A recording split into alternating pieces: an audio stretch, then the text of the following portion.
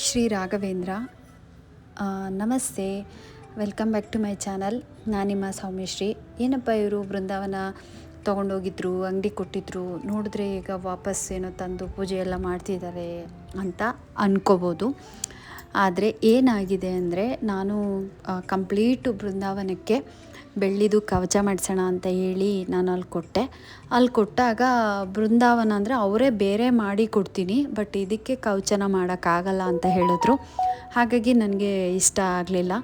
ಮೊನ್ನೆ ಗುರುವಾರ ರಾಯರ ಹತ್ರ ನಾನು ಪ್ರಾರ್ಥನೆ ಮಾಡಿದೆ, ಏನು ಮಾಡೋದು ಅಂತ ಗೊತ್ತಾಗ್ತಾ ಇಲ್ಲ ಅಂತ ನಾನು ಕೇಳಿದಾಗ, ಈಸ್ಕೊಂಬಿಡ್ಲ ವಾಪಸ್ಸು ಅಂತ ರಾಯರ ಹತ್ರ ಹೂವು ಇಟ್ಟು ನಾನು ಕೇಳಿದಾಗ ಹೂವು ಆಯಿತು. ಹಾಗಾಗಿ ನಾನು ಹೋಗ್ಬಿಟ್ಟು, ಬೇಡ ಬಿಡಿ ಪರವಾಗಿಲ್ಲ, ಹೊಸದೆಲ್ಲ ಬೇಡ, ನನಗೆ ಈ ಬೃಂದಾವನಕ್ಕೆ ಕವಚ ಮಾಡಿಕೊಡ್ಬೇಕಿತ್ತು ಬೆಳ್ಳಿದು, ಆದರೆ ನೀವು ಮಾಡೋಕ್ಕಾಗಲ್ಲ ಅಂತಿದ್ದೀರಾ, ಪರವಾಗಿಲ್ಲ ಅಂತೇಳಿ ನಾನೇನು ಮಾಡಿದೆ, ಮೊನ್ನೆ ಈಸ್ಕೊಂಡು ಬಂದೆ. ಇನ್ನೊಂದು ವಿಷಯ ಏನಪ್ಪ ಅಂತ ಅಂದರೆ, ನಿಜವಾಗ್ಲೂ ಕೆಲವೊಂದು ವಿಷಯಗಳನ್ನ ನಮಗೆ ರಾಯರು ಯಾವ್ಯಾವ ರೂಪದಲ್ಲಿ ತಿಳಿಸ್ತಾರೆ ಅನ್ನೋದಕ್ಕೆ ಇದೊಂದು ಸಾಕ್ಷಿಯಾಗೂ ಕೂಡ ಇದೆ. ಬೃಂದಾವನನ ನಾನು ರಾಯರ ಹತ್ರ ಅಪ್ಪಣೆ ತೊಗೊಂಡೆ ಫಸ್ಟು ಕೊಟ್ಟ ಆದಮೇಲೆ ತೊಗೊಂಡೋಗ್ತೀನಿ ರಾಯರೇ, ಈ ಥರ ಬೃಂದಾವನಕ್ಕೆ ಕವಚ ಮಾಡಿಸ್ಬೇಕು ಅಂತ ಅಂದ್ಕೊಂಡಿದ್ದೀನಿ ಅಂತ ಪ್ರಾರ್ಥನೆ ಮಾಡಿ ನಾನು ಹೂವು ಆಯಿತು ತೊಗೊಂಡೋದೆ. ಆದರೆ ಅಲ್ಲಿ ಆಗಲಿಲ್ಲ. ಸರಿ, ಅಲ್ಲೇ ಸುಮಾರು ಒಂದು 15 ಡೇಸ್, 1 ಮಂತ್ ಆಗಿತ್ತು ಅಂತ ಅನಿಸುತ್ತೆ. ಮತ್ತು ನಾನು ರಾಯರ ಹತ್ರ ಪ್ರಾರ್ಥನೆ ಮಾಡಿದೆ, ಏನು ಮಾಡೋದು, ಬೇಡವಾ ರಾಯರೇ, ವಾಪಸ್ ಇಸ್ಕೊಂಬರಲ್ಲ ಅಂತ ಕೇಳಿದಾಗ, ಮತ್ತೆ ಹೂವು ಆಯಿತು ಈಸ್ಕೊಂಬ ಅಂತ ನಾನು ಬೃಂದಾವನನ ಈಸ್ಕೊಂಬಂದೆ. ಅದಾದಮೇಲೆ ಏನಾಯಿತು, ಫಸ್ಟು ನಮ್ಮ ಮನೆಯಲ್ಲಿ ಒಂದು ಸಣ್ಣ ಫೋಟೋ ಇತ್ತು. ಫಸ್ಟು ನಾನು ಸ್ಟಾರ್ಟಿಂಗ್ ಪೂಜೆ ಮಾಡ್ತಿದ್ದಿದ್ದು ಆ ಫೋಟೋಗೆ ನಾನು ಮಳೆನ ಒಡಿಸ್ದೆ. ಮಳೆನ ಒಡಿಸಿದ್ಮೇಲೆ ಒಂಥರ ಎನರ್ಜಿನೇ ಕಮ್ಮಿ ಆಗೋಯಿತು ಫೋಟೋದಲ್ಲಿ. ತುಂಬಾ ಎನರ್ಜಿ ಇತ್ತು ಫೋಟೋಲ್ಲಿ. ನನಗೆ ಫೋಟೋಲ್ಲೂ ಕೂಡ ಎಷ್ಟೇ ಹೂವು ಕೇಳಿದರೂ ಹೂವು ಆಗ್ತಾನೆ ಇರಲಿಲ್ಲ. ಸಣ್ಣ ಫೋಟೋದಲ್ಲೂ ಕೂಡ ಆಗ್ತಿರ್ಲಿಲ್ಲ. ಮಾಮೂಲಿ ನಮ್ಮ ಮನೇಲಿ ಇದೆಯಲ್ಲ ದೊಡ್ಡ ಫೋಟೋ ರಾಯಿರೋದು, ಅಲ್ಲಿ ಹೂವು ಆಗ್ತಾಯಿತ್ತು. ಮತ್ತು ಮುಂಚೆ ಥರ ಕೇಳಿದ ತಕ್ಷಣ ಪ್ರಶ್ನೆಗಳಿಗೆ ಹೂವು ಆಗ್ತಿರ್ಲಿಲ್ಲ. ನಾನು ಏನಪ್ಪ ಇದು ಹಿಂಗಾಯ್ತಲ್ಲ, ಏನಾಯಿತು, ನಾನೇನು ತಪ್ಪು ಮಾಡಿದೆ ಅಂತ ತುಂಬ ನನ್ನಲ್ಲೇ ಒಂದಷ್ಟು ಇದು ಉಟ್ಕೊತು. ಯಾಕೆ, ಏನಾಯಿತು ಅಂತ ಹೀಗೆ ರಾಯರ ಹತ್ರ ಎಲ್ಲ ಕೂತ್ಕೊಂಡು ಒಂದೊಂದೇ ಪ್ರಶ್ನೆಗೆ ಇದು ಮಾಡಿದೆ. ಮತ್ತು ನಾನು ಪೆಂಡಲ್ನ ಮಿಡಿದು ನಾನು ನೋಡಿದಾಗ ಆಮೇಲೆ ಫಸ್ಟು ಮಳೆನ ತೆಗಿಬೇಕು ಅಂತ ಬಂತು. ಆಮೇಲೆ ನಾನು ರಾಯರು ಫೋಟೋದಲ್ಲಿರುವಂಥ 3 ಮಳೆನ ಓಡಿಸಿದ್ದೆ. ಮಳೆನ ತೆಗೆದ್ಬಿಟ್ಟೆ ಹೋದ ಗುರುವಾರನೇ.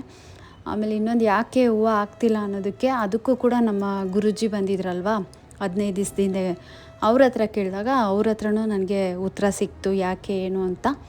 ಅದಾದಮೇಲೆ ಸರಿ, 2 ತಪ್ಪು ಅಂದರೆ, ಒಂದು ಫೋಟೋಗೆ ಮಳೆ ಹೊಡೆಸಿದ್ದು, ಇನ್ನೊಂದು ಬಂದು ಬೃಂದಾವನನ ನಾನು ಅಲ್ಲಿ ಕೊಟ್ಟಿದ್ದಿತ್ತು. ಅದಾದಮೇಲೆ ನಾನು ಸರಿ ಬೇಡ ಅಂದ್ಬಿಟ್ಟು ಮೊಳೆನ ತೆಗೆಸಿ ಬೃಂದಾವನನ ನಾನು ತೊಗೊಂಡು ಬಂದು ನೀಟಾಗಿ ವಾಶ್ ಮಾಡಿ, ಮತ್ತೆ ನಾನು ಹೂವು ಎಲ್ಲ ಇಟ್ಟು ರಾಯರ ಹತ್ರ ಕೇಳಿಕೊಂಡೆ, ನಂದೇನಾದ್ರು ತಪ್ಪಾಗಿದ್ದರೆ ಕ್ಷಮೆ ಕೊಡಿ. ಇನ್ನು ಮುಂದೆ ನಮ್ಮ ಮನೇಲಿ ಮುಂಚೆ ಹೇಗೆ ನಾವು ಪ್ರಶ್ನೆ ಕೇಳ್ದೇ ಇರಲಿ ಹೂವು ಪ್ರಸಾದ ಆಗ್ತಾಯಿತ್ತು, ಹಾಗೆ ಇನ್ನು ಮುಂದೆನೂ ಕೂಡ ಅದೇ ಥರ ನಡೀಲಿ ಕಣಪ್ಪ, ಎಲ್ರಿಗೂ ಒಳ್ಳೇದು ಮಾಡು ಅಂತೇಳಿ ನಾನು ಬೃಂದಾವನನ ಇಟ್ಟು ಪ್ರಾರ್ಥನೆ ಮಾಡಿಕೊಂಡೆ.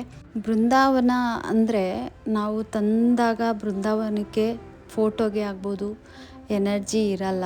ನಾವು ಪೂಜೆ ಮಾಡ್ತಾ ಫೋಟೋಗೆ ಆಗ್ಬೋದು, ಬೃಂದಾವನಕ್ಕೆ ಆಗ್ಬೋದು, ಒಂದು ಎನರ್ಜಿ ಅನ್ನೋದು ಕನೆಕ್ಟ್ ಆಗುತ್ತೆ. ಹಾಗೆ ನಮ್ಮ ಮನೆಯಲ್ಲಿ ಬೃಂದಾವನನ ತೊಗೊಂಡು ಬಂದು ತವಿಂದ ಪೂಜೆ ಮಾಡ್ತಾ ತುಂಬಾ ಬೃಂದಾವನದಲ್ಲಿ ಎನರ್ಜಿ ಇದೆ. ಜೊತೆಗೆ ನಾವು ಕೇಳುವಂಥ ಪ್ರಶ್ನೆಗೆ ಕರೆಕ್ಟಾಗಿ ಬೃಂದಾವನದಿಂದನೂ ಕೂಡ ಉತ್ತರ ಸಿಗುತ್ತೆ. ಇಲ್ಲ, ಉಂಟು, ನಾವು ಕೇಳೋ ಕೆಲಸದಲ್ಲಿ ಆಗುತ್ತಾ ಇಲ್ವಾ ಅನ್ನೋದಕ್ಕೂ ಕೂಡ ಉತ್ತರ ಸಿಗುತ್ತೆ.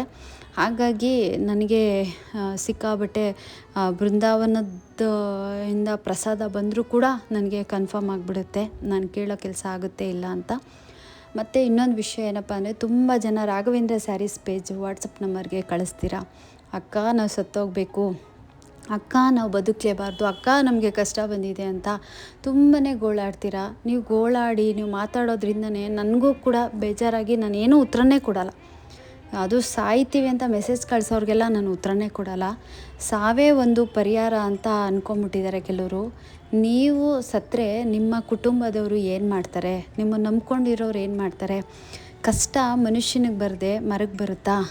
ಒಂದು ಮೂಕ ಪ್ರಾಣಿ, ನಮ್ಮ ಮನೇಲಿ ಸಾಕಿರೋ ಒಂದು ಪ್ರಾಣಿಗೆ ಹುಷಾರು ತಪ್ಪಿತು. ಅದು ಯಾರ ಹತ್ರನೂ ಹೇಳ್ಕೊಂಡಿಲ್ಲ. ಅದ್ರ ನೋವು ಅದು ಒಂದೇ ಅನುಭವಿಸ್ಕೊಂಡು ಪಾಪ ಒಂದು ಕಡೆ ಮೂಲಲ್ಲಿ ಮಲ್ಕೊಂತು. ಅದನ್ನು ನಾನು ಅರ್ಥ ಮಾಡಿಕೊಂಡು ನಾನು ಏನು ಚಿಕಿತ್ಸೆ ಕೊಡಿಸ್ಬೇಕು, ಹಾಸ್ಪಿಟ್ಲಿಗೆ ಕರ್ಕೊಂಡೋಗಬೇಕು, ಕರ್ಕೊಂಡೋಗಿ ಬಂದೆ. ಅದಕ್ಕೇನು ಮೆಡಿಸನ್ ಕೊಡಬೇಕು ಕೊಟ್ಟೆ. ದಿನ ಮೆಡಿಸನ್ ಕೊಡ್ತಾ ಅದು ರಿಕವರಿ ಆಯಿತು. ಈಗ ಆರಾಮಾಗಿ ಓಡಾಡಿಕೊಂಡು ಹೊಟ್ಟೆ ತುಂಬ ಊಟ ಮಾಡ್ಕೊಂಡಿದೆ. ಹಾಗೆ ನಮ್ಮ ಜೀವನದಲ್ಲಿ ನಮಗೆ ಕಷ್ಟ ಬಂತು ಅಂದರೆ ನಮಗೆ ಏನು ಮಾಡಬೇಕು, ನಮಗೆ ಕಷ್ಟ ಬಂದಿದೆ, ನಾವು ಯಾವ ರೀತಿ ಎಲ್ಲಿ ಏನು ಮಾಡಬೇಕು ಅನ್ನೋದ್ರ ಬಗ್ಗೆ ನಾವು ಯೋಚನೆ ಮಾಡಬೇಕು. ಕಷ್ಟ ಬಂದಿದೆ ಅಂತ ಹತ್ಕೊಂಡು ನಾವು ಮೂಲೆಯಲ್ಲಿ ಕೂತ್ಕೊಂಡು ನೆಗೆಟಿವ್ ಎಲ್ಲ ತೊಗೊಂಡಾಗ ಏನಾಗ್ಬಿಡುತ್ತೆ, ಏನೂ ಕೆಲಸ ಆಗಲ್ಲ. ನೀವೇನನ್ನು ಪ್ರಾರ್ಥನೆ ಮಾಡ್ತೀರಾ, ಏನನ್ನು ಪ್ರೇಯರ್ ಮಾಡ್ಕೋತೀರಾ, ಮನಸ್ಸಲ್ಲೇ ನೀವೇನು ಅನ್ಕೋತೀರಾ ಅದೇ ನಡೆಯುತ್ತೆ. ಒಂದೊಳ್ಳೆ ರೀತಿಲಿ ಆಗುತ್ತೆ, ನಡೆಯುತ್ತೆ. ದೇವರಿದ್ದಾರೆ, ನಾನು ನಂಬಿರೋ ದೇವರು ನಮ್ಮ ಕೈ ಬಿಡಲ್ಲ ಅಂದ್ಕೊಂಡು ಹೋಗ್ತಾಯಿರಿ. ಕಷ್ಟ ಬಂದಿದೆ, ಆ ಕಷ್ಟ ಕ್ಲಿಯರ್ ಆಗೋವರೆಗೂ ಕಷ್ಟ ಅನ್ನೋದು ಇದ್ದೇ ಇರುತ್ತೆ. ಅದನ್ನೆಲ್ಲ ಸ್ವಲ್ಪ ಕ್ಲಿಯರ್ ಆಗೋವರೆಗೂ ಗಟ್ಟಿ ಮನಸ್ಸು ಮಾಡಿಕೊಂಡು ನಾವು ನಿಲ್ಲಬೇಕು. ಪ್ರಪಂಚದಲ್ಲಿ ಯಾರಿಗೂ ಕಷ್ಟ ಇಲ್ಲ ಅಂತೇನಿಲ್ಲ. ಕೆಲವರು ಒಳ ನೋಟಕ್ಕೆ ನೋವು ತಿಂತಾ ಇರ್ತಾರೆ, ಹೊರ ನೋಟಕ್ಕೆ ಖುಷಿಯಾಗಿರ್ತಾರೆ. ಹಾಗೆ ಕೆಲವೊಂದು ಪರಿಸ್ಥಿತಿಗಳು ಕೆಲವೊಬ್ಬರಿಗೆ ಇರುತ್ತೆ. ನಾನು ಯಾರಿಗೇ ಆಗ್ಬೋದು ಒಂದು ಪಾಸಿಟಿವ್ನ ಹೇಳ್ತೀನಿ, ಆರಾಮಾಗಿರಿ, ನಗ್ನಾಗ್ತಾ ಇರಿ ಅಂತ. ನಾನು ಹೇಳೋದ್ರಲ್ಲಿ ಕೆಲವರು ಕೇಳ್ತಾರೆ, ಕೆಲವರು ಕೇಳಲ್ಲ. ಕೇಳಿದ್ರೆ ಆಮೇಲೆ ಹೆಂಗಕ್ಕ ಪೂಜೆ ಮಾಡೋದು ನೀವೇ ಹೇಳಿ, ನೀವು ಕೇಳಿ ಇಲ್ಲ ಅಂತ ನನಗೆ ಕೇಳ್ತಾರೆ. ನಾನು ಕೇಳಲ್ಲ. ಯಾಕೆಂದರೆ ನೀವು ಕೂತ್ಕೋಬೇಕು, ನಿಮ್ಮ ಮನಸ್ಸು ಹಗುರ ಆಗಬೇಕು, ನೀವು ಮುಂದೆ ಚೆನ್ನಾಗಾಗಬೇಕು, ನನ್ನ ಥರನೇ ನಿಮಗೆ ಉತ್ತರ ಸಿಗಬೇಕು ಕೆಲವು ವಿಷಯಗಳಿಗೆ ಅಂದರೆ ನೀವು ರಾಯರ ಮುಂದೆ ಕೂತ್ಕೊಂಡು ಪ್ರಾರ್ಥನೆ ಮಾಡಬೇಕು. ನಾನಿವತ್ತು ಎಷ್ಟೊತ್ತು ಕೂತಿದ್ದೆ ಗೊತ್ತಾ? ತುಂಬ ಹೊತ್ತು ಅಂದರೆ ಮಿನಿಮಮ್ ಅಂದರೆ 1 hour ನಾನು ರಾಯರ ಮುಂದೆ ಕೂತ್ಕೊಂಡು ಎಲ್ಲ ವಿಷಯನೂ ಹಿಂಗಪ್ಪ ಅಂತ ಎಲ್ಲ ಪ್ರತಿಯೊಂದು ವಿಷಯಗಳನ್ನ ನಾನು ಅವ್ರ ಹತ್ರ ಮಾತಾಡ್ತೀನಿ. ನಾನು ಹೂವು ಇಟ್ಟಿದ್ದೀನಿ, ಹೂವು ಆಗೋದ್ರೆ ಮಾತ್ರ ನನ್ನ ಮಾತು ಕೇಳಿಸ್ತು ಅಂತೇನಿಲ್ಲ. ನಾವೇನೇ ಮಾತಾಡಿದ್ರೂ ರಾಯರಿಗೆ ಅದು ತಲುಪುತ್ತೆ. ನಮ್ಮ ಕಷ್ಟಕ್ಕೆ ಯಾವುದೋ ಒಂದು ರೂಪದಲ್ಲಿ ಬಂದೇ ಬರ್ತಾರೆ. ತಾಳ್ಮೆ ಅನ್ನೋದು ಇರಬೇಕು. ಹೂವು ಕೇಳಿ ಅಕ್ಕ ಅಂತೀರ, ನಾನು ಕೇಳಲ್ಲ. ನೀವು ಬೇಜಾರು ಮಾಡ್ಕೊಂಡ್ರೂ ಪರವಾಗಿಲ್ಲ. ನೀವು ದೇವ್ರಿಗೆ ಟೈಮ್ ಕೊಡಿ, ಕೂತ್ಕೊಳ್ಳಿ, ರಾಯರಿಗೆ ಟೈಮ್ ಕೊಟ್ಟು ಕೂತ್ಕೊಳ್ಳಿ, ಪ್ರಾರ್ಥನೆ ಮಾಡಿ, ಎಲ್ಲ ಒಳ್ಳೆಯದಾಗುತ್ತೆ. ಹಾಗೆ ಇವತ್ತಿನ ವಿಷಯದಲ್ಲಿ ಈ ಥರ ಒಂದಿತ್ತು. ಹಾಗಾಗಿ ಬೃಂದಾವನ ನಾನು ವಾಪಸ್ಸು ಈಸ್ಕೊಂಬಂದೆ. ಬೇಡ ಅಂತ ಹೇಳಿ ಅಂದರೆ ಇದೇ ಬೃಂದಾವನಕ್ಕೆ ಮಾಡಿಕೊಡ್ಬೇಕು ಅಂದರೆ ಕಷ್ಟ ಆಗುತ್ತೆ ಅಂತ ಅಂದರು. ಪರವಾಗಿಲ್ಲ ಬೇಡ ಅಂತೇಳಿ ಅದು ಬೇರೆ ಹೊಸದು ಕೊಡ್ತೀನಿ ಅಂದರು. ಬೇಡ ಸಾಕು ಅಂದ್ಬಿಟ್ಟು ವಾಪಸ್ ಇಸ್ಕೊಂಬಂದು ಮತ್ತೆ ನೀರಲ್ಲೆಲ್ಲ ನೀಟಾಗೆಲ್ಲ ತೊಳೆದು ಹೂವು ಎಲ್ಲ ಇಟ್ಟು ಪೂಜೆ ಮಾಡಿದೆ. ಪ್ರಸಾದ ಅಂತೂ ತುಂಬ ಚೆನ್ನಾಗಿ ಪ್ರಸಾದ ಆಯಿತು. ರಾಯರಿದ್ದಾರೆ, ರಾಯರನ್ನು ನಂಬ್ಕೊಂಡ್ರೆ ಯಾವತ್ತೂ ಕೈ ಬಿಡಲ್ಲ. ಪೂಜೆ ಯಾಕೆ ಮಾಡಬೇಕು, ಪೂಜೆ ಹೇಗೆ ಮಾಡಬೇಕು ಅಂತ ತುಂಬ ಜನ ಕೇಳ್ತಾರೆ. ಫಸ್ಟು ನಮ್ಮ ಮನಸ್ಸನ್ನು ಸರಿ ಮಾಡ್ಕೋಬೇಕು. ನಮ್ಮ ಮನಸ್ಸೇ ಸರಿ ಇಲ್ಲ ಅಂದರೆ ನಾವೇನು ಮಾಡಿದ್ರೂ ನಮಗೆ ಫಲ ಸಿಗಲ್ಲ. ನಮ್ಮ ಮನಸ್ಸೊಳಗೆ ಬೇಜಾನ್ ದುಃಖ ಇಟ್ಕೊಂಡು ಏನೇನೋ ನೋವು ಇಟ್ಕೊಂಡು ನಾವು ತೊಗೊಂಡೋಗ್ಬಿಟ್ಟು ದೇವರಿಗೆ ತುಪ್ಪ ಅನ್ನ ಇಟ್ರೂ ದೇವರು ಸ್ವೀಕರಿಸ್ತಾರಾ? ಇಲ್ಲ. ನಮ್ಮ ಮನೇಲಿ ನೋವು ಇಟ್ಕೊಂಡು ಯಾರೋ ನೆಂಟರು ಬರ್ತಾರೆ, ನಮ್ಮಲ್ಲಿ ನೋವು ಇಟ್ಕೊಂಡು ಅವ್ರ ಮುಂದೆ ಹೇಳಿದ್ರು ಅವ್ರಿಗೆ ನೀವು ತುಪ್ಪ ಅನ್ನ ಕೊಟ್ಟರು ಅವ್ರಿಗೆ ಇಳಿಯಲ್ಲ. ಯಾಕೆ? ಬೇಜಾರಾಗ್ಬಿಡುತ್ತೆ. ನಿಮ್ಮ ಮನಸ್ಸಲ್ಲಿ ಏನೇ ಇರಲಿ, ರಾಯರಿದ್ದಾರೆ, ನಮ್ಮನ್ನು ಕಾಪಾಡ್ತಾರೆ, ಅವರಿದ್ದಾರೆ ಅಂದ್ಕೊಂಡು ನೀವು ಎಲ್ಲ ಅವ್ರಿಗೆ ಒಪ್ಪಿಸ್ಬಿಡಿ ಅಷ್ಟೇ. ನಾನು ಹೇಳೋದು ಏನೇ ಬರಲಿ ಅವ್ರಿಗೊಪ್ಪಿಸಿ.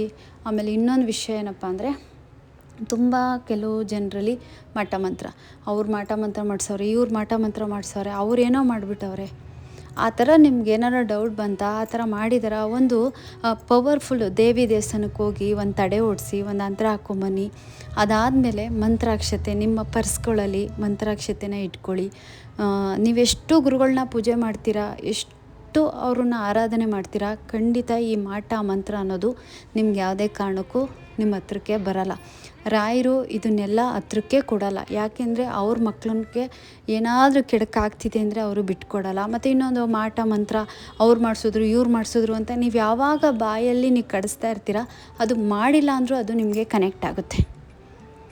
ಅವ್ರು ಮಾಡಿದರೂ ನಿಮಗೆ ಕನೆಕ್ಟ್ ಆಗುತ್ತೆ. ನೀವು ಅದಕ್ಕೇನು ಹೇಳಬೇಕು, ಯಾರೇ ಏನೇ ಈ ಥರ ಕುತಂತ್ರಗಳನ್ನ ಮಾಡಿಸಿದ್ರು ರಾಯರೇ ಅವ್ರಿಗೆ ಒಳ್ಳೆ ಬುದ್ಧಿ ಕೊಟ್ಟು ನೀವೇ ಅವ್ರನ್ನ ನೋಡ್ಕೊಳ್ಳಿ ಅಂತ ಅವ್ರಿಗೆ ಒಪ್ಪಿಸಿ. ಅವ್ರಿಗೆ ನೀವು ಹ್ಯಾಂಡ್ ಓವರ್ ಮಾಡಬೇಕು.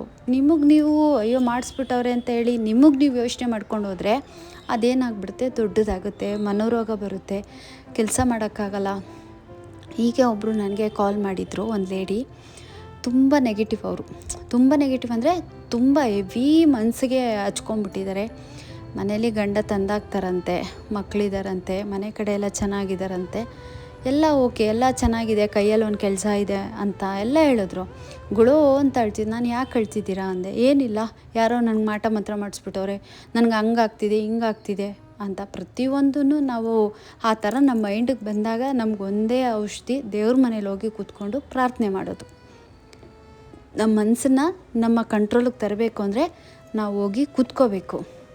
ಅದನ್ನು ಬಿಟ್ಟು ಸಿಕ್ತವ್ರ ಹತ್ರ ಎಲ್ಲರ ಹತ್ರ ನಂಗೆ ಹಂಗಾಗ್ತಿದೆ, ನನಗೆ ಹಿಂಗಾಗ್ತಿದೆ, ಅವ್ರ್ಯಾರೋ ಮಾಡಿಸಿದ್ದಾರೆ, ಇವ್ರು ಯಾರೋ ಮಾಡಿಸಿದ್ದಾರೆ, ಮಾಡಿಸ್ಕೊಳ್ಳಿ ಬಿಡಿ. ನಿಮ್ಮ ಜೊತೆ ಯಾರಿದ್ದಾರೆ? ರಾಯರಿದ್ದಾರೆ. ಯಾರೇ ಮಾಟ ಮಂತ್ರ ಮಾಡಿಸಿದ್ದಾರೆ ಅಂದರು ಒಪ್ಪಿಸಿ ಅವ್ರಿಗೆ, ಅವ್ರು ತಡೆ ಮಾಡ್ತಾರೆ, ಯಾವುದೇ ಕಾರಣಕ್ಕೂ ಬಿಟ್ಕೊಡಲ್ಲ. ರಾಯರು ಫೋಟೋನ ದೇವ್ರ ಮನೇಲಿ ಇಡಬೇಕಾ, ಒಳಗಡೆ ಎಲ್ಲ ಇಡಬಾರ್ದು, ಏನೇನೋ ಒಂದೊಂದು ಹೇಳ್ತಾರೆ. ಇದ್ರ ಬಗ್ಗೆ ನೆಕ್ಸ್ಟು ನಾನು ವೀಡಿಯೋದಲ್ಲಿ ಹೇಳ್ತೀನಿ. ನಾವು ದೇವ್ರ ಫೋಟೋನ, ರಾಯರು ಫೋಟೋನ ನಾವು ಹಾಲಲ್ಲಿ ಇಡೋದ್ರಿಂದ ಏನೆಲ್ಲ ನಮಗೆ ಒಳ್ಳೆಯದು ಅನ್ನೋದ್ರ ಬಗ್ಗೆ ನೆಕ್ಸ್ಟು ವೀಡಿಯೋದಲ್ಲಿ ನಾನು ಹೇಳ್ತೀನಿ ಖಂಡಿತ. ಇದ್ರ ಬಗ್ಗೆ ಆದಷ್ಟು ನಿಮ್ಮ ಜೊತೇಲಿ ಮಂತ್ರಾಕ್ಷತೆನ ಇಟ್ಕೊಳ್ಳಿ. ಮಂತ್ರಾಕ್ಷತೆಲಿ ಪವರ್ ಇಲ್ಲ ಅಂತ ಅನ್ಕೋಬೋದು. ಕೆಲವು ದೇವಸ್ಥಾನಕ್ಕೆ ಹೋಗ್ಬಿಟ್ಟು ಮಂತ್ರಾಕ್ಷತೆ ಇಸ್ಕೊಂಡು ಸೈಡಲ್ಲಿ ಹಂಗೆ ಒಂದು ಮೂಲೆಯಲ್ಲಿ ಹಾಕ್ಬಿಡ್ತಾರೆ. ಹಂಗೆಲ್ಲ ಮಾಡಬಾರ್ದು. ಮಂತ್ರಾಕ್ಷತೆನ ತೊಗೊಂಡು ಬಂದು ಪೇಪರ್ಗೆ ಹಾಕಿ ನಿಮ್ಮ ಪರ್ಸಲ್ಲಿ ಎಲ್ಲಾದರೂ ಇಟ್ಕೊಂಡು, ನೀವೆಲ್ಲರೂ ಹೋಗ್ಬೇಕಾದ್ರೆ ಸ್ನಾನ ಆದಮೇಲೆ ಒಂದು ಕಾಳನ್ನಾರು ನಿಮ್ಮ ತಲೆ ಮೇಲೆ ಇಟ್ಕೊಳ್ಳಿ. ಖಂಡಿತ ನಿಮಗೆಲ್ಲ ಒಳ್ಳೆಯದಾಗುತ್ತೆ. ನನಗೆ ಗೊತ್ತಿರೋಷ್ಟು ವಿಷಯಗಳನ್ನ ತಿಳಿಸ್ಕೊಟ್ಟಿದ್ದೀನಿ. ದಯವಿಟ್ಟು ಯಾರು ಒಳಕ್ಕೆ ಹೋಗ್ಬಿಡಿ. ನಾವು ಸಾಯ್ತೀವಿ ಅಂತ ಅನ್ನೋಕ್ಕೆ ಹೋಗ್ಬಿಡಿ. ಸಾವು ಯಾರೂ ಬಿಡಲ್ಲ, ಎಲ್ಲರಿಗೂ ಸಾವು ಖಚಿತ. ಹಾಗಂತ ನಾವೇ ಯಾಕೆ ಮುಂಚೆನೇ ನಾವು ಸಾಯ್ತೀವಿ ಅಂತ ಅದನ್ನು ಅಂದ್ಕೋಬೇಕು. ದೇವ್ರು ಇದ್ದಾರಲ್ವ, ಎಲ್ಲದಕ್ಕೂ ಒಂದು ಕೊಟ್ಟಿರ್ತಾರೆ, ಎಲ್ಲ ಫಿಕ್ಸ್ ಮಾಡೇ ಕಳಿಸಿರೋದು ನಮಗೆ. ಯಾವ್ಯಾವ ಟೈಮ್ಗೆ ಏನೇನು ಆಗಬೇಕು ಅಂತ ಪ್ರತಿಯೊಂದು ನಮಗೆ ಫಿಕ್ಸ್ ಮಾಡಿ ಕಳಿಸ್ಬಿಟ್ಟವ್ರೆ. ಹಾಗಾಗಿ ಅಲ್ಲಿವರೆಗೂ ನಮ್ಮ ಸರದಿ ಬರೋವರೆಗೂ ನಾವು ವೆಯ್ಟ್ ಮಾಡಬೇಕು, ಬರೋದನ್ನೆಲ್ಲ ತೊಗೋಬೇಕು. ಒಂದಿನ ಭಗವಂತನೇ ನಮ್ಮನ್ನು ಕರ್ಕೊತಾರೆ. ಅದನ್ನು ಬಿಟ್ಬಿಟ್ಟು ನಾವು ಸತ್ತೋಗ್ಬಿಟ್ರೆ ನೆಮ್ಮದಿಯಾಗಿರ್ತಾರೆ. ಯಾರು ನೆಮ್ಮದಿಯಾಗಿರ್ತಾರೆ? ಯಾರೂ ನೆಮ್ಮದಿಯಾಗಿರಲ್ಲ. ಇನ್ನೂ ನೋವು ಜಾಸ್ತಿ ಆಗುತ್ತೆ ಹೊರ್ತು, ನೋವು ಕೊಟ್ಟು ಹೋಗ್ತಿರೋ ಹೊರ್ತು ಒಳ್ಳೇದಂತೂ ಮಾಡಿಬಿಟ್ಟು ಹೋಗಲ್ಲ. ಹಾಗಾಗಿ ಯಾವುದೇ ಕಾರಣಕ್ಕೂ ಮುಸ್ಸಂಜೆಲಿ ಸಾಯ್ತೀನಿ, ಮಕ್ಳಿಗೆ ಬೈಯೋದು, ಹೊಡಿಯೋದು, ಬೇರೆಯವ್ರಿಗೆ ಅನ್ನೋದು, ಆಡೋದು, ಈ ಥರ ಎಲ್ಲ ಮಾಡಬೇಡಿ. ಒಳ್ಳೆಯದನ್ನು ನೆನೆಸ್ಕೊಳ್ಳಿ, ಒಳ್ಳೆಯದನ್ನು ಆಗಬೇಕು ಅಂತ ನೆನೆಸ್ಕೊಳ್ಳಿ, ಒಳ್ಳೆಯದನ್ನೇ ಮಾಡಿ. ಖಂಡಿತ ನಿಮ್ಗೆ ಒಳ್ಳೆಯದಾಗುತ್ತೆ. ನಿಮ್ಮ ಲೈಫಲ್ಲಿ ಏನಾದರೂ ಒಂದು ಅಚೀವ್ಮೆಂಟ್ ಮಾಡಬೇಕು, ನಾನು ಹಿಂಗೆ ಮಾಡಬೇಕು, ಹಿಂಗೆ ತೊಗೋಬೇಕು ಅನ್ನೋದನ್ನು ಅವಾಗವಾಗ ಪ್ರಾಕ್ಟೀಸ್ ಮಾಡ್ತಾಯಿರಿ. ಖಂಡಿತ ನಿಮಗೆ ನೀವೇನು ಅಂದ್ಕೊಂಡಿರ್ತೀರ ಅದು ನಿಮ್ಗೆ ಸಿಕ್ಕುತ್ತೆ. ಒಳ್ಳೆಯದನ್ನು ನೀವು ಬೇಕು ಅಂತ ಕೇಳಿದ್ರೆ ಒಳ್ಳೆಯದೇ ಕೊಡ್ತಾರೆ. ಕೆಟ್ಟದನ್ನು ನೆಗೆಟಿವ್ ಆಗಿ ಏನೇನೋ ಕೇಳ್ಕೊಂಡ್ರೆ ಖಂಡಿತ ಅದೇ ನಿಮಗೆ ರಿಟರ್ನ್ ಬರುತ್ತೆ. ಅದಕ್ಕೆ ಮುಸ್ಸಂಜೆ ಟೈಮಲ್ಲಿ ಹೇಳಿದಾರಲ್ವ, ನೆಗೆಟಿವ್ ಆಗಿ ಮಾತಾಡಬೇಡಿ, ಬೈಬೇಡಿ, ಜಗಳ ಮಾಡಬೇಡಿ, ಕೋಪ ಮಾಡ್ಕೋಬೇಡಿ, ಯಾವಾಗಲೂ ನಗ್ನಾಗ್ತಾ ಇರಿ ಅಂತ. ಅಂದರೆ ಸಂಚಾರ ಮಾಡ್ತಾ ಇರ್ತಾರೆ. ಆ ಟೈಮಲ್ಲಿ ನಾವೇನು ಕಟ್ಸಿರ್ತೀವಿ ಅದಕ್ಕೆ ತಥಾಸ್ತು ಅಂತ ಆಗ್ಬಿಡುತ್ತೆ. ಅದು ಹಾಗೆ ನಡೆಯುತ್ತೆ. ಸುಮ್ಮನೆ ಹೇಳಲ್ಲ ಯಾರು ದೊಡ್ಡವರು, ಸುಮ್ಮನೆ ಹೇಳಲ್ಲ ಮುಸ್ಸಂಜೆ ಟೈಮಲ್ಲೆಲ್ಲ ಜಗಳ ಮಾಡಬೇಡಿ, ಕೋಪ ಮಾಡ್ಕೋಬೇಡಿ, ಮುನ್ಸ್ಕೋಬೇಡಿ ಅಂತೆಲ್ಲ. ಹಾಗಾಗಿ ಮುಸ್ಸಂಜೆ ಟೈಮೇ ಆಗ್ಬೋದು, ಡೈಲಿನೂ ಅಷ್ಟೇ. ಯಾರಿಗೆ ಬರಲ್ಲ? ಅಳು ಬರುತ್ತೆ, ನಗುನೂ ಬರುತ್ತೆ, ಕಷ್ಟ ನೋವು ಎಲ್ಲ ಬರುತ್ತೆ. ಇವಾಗ ನಮಗೂ ಕೂಡ ಎಲ್ಲ ಇರುತ್ತೆ. ಆದರೂ ಎಲ್ಲರ ಮುಂದೆ ನಗ್ನಗ್ತಾ ನಾನು ಖುಷಿಯಾಗಿ ಇರ್ತೀನಿ. ಯಾಕೆ ಹೇಳಿ? ಈ ಜನ್ಮ ಸಿಕ್ಕಿರೋದು ಒಂದೇ, ಯಾವಾಗ ಹೋಗುತ್ತೋ ಇಲ್ವೋ ಗೊತ್ತಿಲ್ಲ. ಅದಕ್ಕೆ ನಾವ್ಯಾಕೆ ಸಂಕಟ ಪಡಬೇಕು? ಖುಷಿಯಿಂದ ನಗ್ನಾಗ್ತಾ ಎಷ್ಟಾಗುತ್ತೆ ಅಷ್ಟು ನಮ್ಮ ಕೆಲಸ ಮಾಡಿಕೊಂಡು ದುಡ್ಕೊಂಡು ಮುಂದಿಂದ ಏನಾಗುತ್ತೋ ಗೊತ್ತಿಲ್ಲ. ಭಗವಂತ ನಮ್ಮನ್ನು ಹುಟ್ಟಿಸಿದ್ದಾನೆ ಅಂದರೆ ತಳ್ಳೋದು ಕಾಪಾಡೋದೆಲ್ಲ ಅವ್ರಿಗೆ ಬಿಟ್ಟಿತ್ತು. ಹಂಗಿದ್ಮೇಲೆ ನಾವ್ಯಾಕೆ ಚಿಂತೆ ಮಾಡಬೇಕು? ನಮ್ಮ ಕೈಲಾದಷ್ಟು ದುಡ್ಕೊಂಡು ನಮ್ಮ ಬಗ್ಗೆ, ನಮ್ಮ ಕುಟುಂಬದವ್ರ ಬಗ್ಗೆ ಯೋಚನೆ ಮಾಡಿಕೊಂಡು ನಾವೆಷ್ಟು ಆರಾಮಾಗಿರ್ತೀವೋ ಅಷ್ಟು ಒಳ್ಳೆಯದು. ಬೇರೆಯವ್ರ ಬಗ್ಗೆ ನಾವು ತಲೆನೇ ಕೆಡ್ಸ್ಕೋಬಾರ್ದು. ನಮ್ಮ ಬಗ್ಗೆ ನಾವು ತಲೆ ಕೆಡ್ಸ್ಕೋಬೇಕು ಅಷ್ಟೇ. ಬೇಜಾರಾಯಿತಾ? ಹಾಗಂತ ಬೇಜಾರಾಯಿತು ಅಂದರೆ ಬೇರೆಯವ್ರ ವಿಷಯದಲ್ಲಿ ಬ್ಯುಸಿ ಆಗಿಬಿಡಿ. ನಿಮ್ಮ ವಿಷಯದಲ್ಲಿ ನೀವು ಬ್ಯುಸಿಯಾಗಿ ನಾನೇನು ಮಾಡಬೇಕು, ಮುಂದೆ ಯಾವ ದಾರಿಲಿ ಹೋಗಬೇಕು ಅನ್ನೋದ್ರ ಬಗ್ಗೆ ಚಿಂತೆ ಮಾಡಿ. ಆದಷ್ಟು ರಾಯರಿಗೆ ಮುಂದೆ ಕೂತ್ಕೊಂಡು ಟೈಮ್ ಕೊಡಿ, ಅವ್ರ ಹತ್ರ ಮಾತಾಡಿ, ಎಲ್ಲ ಒಳ್ಳೆಯದಾಗುತ್ತೆ. Thank you so much. ಮತ್ತೆ ಮುಂದಿನ ವಿಡಿಯೋದಲ್ಲಿ ಸಿಗೋಣ. Thank you.